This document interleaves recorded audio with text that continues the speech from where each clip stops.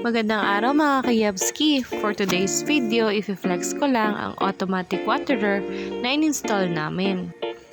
Since piglets ang aalagaan natin, meron tayo sa baba at sa taas. Ito na nga si Tio Entong kinakabit na mga automatic waterer na nabili natin sa Shopee. Total of 20 pieces pala yan, 16 lang ang kinabit at may reserba na 4. Nasa around 400 pesos lang ang total. Compared sa bibili kami sa palengke na 150 ang isa. At kasama rin pala natin si Kuya JL. Saan nilalagay? Pati nga, pakita mo kung saan nilalagay. Ito, ayun o. Oras na para subukan ng ating ikinabit. Ayan, successful ang installation ng automatic water feeder.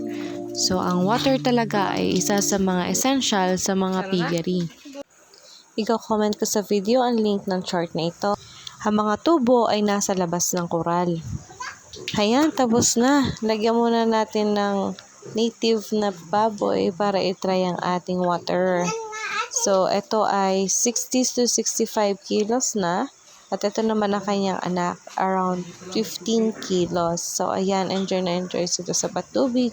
So, ayun lang guys. Maraming salamat sa panonood. Please pa-like and subscribe. Pa-share na din.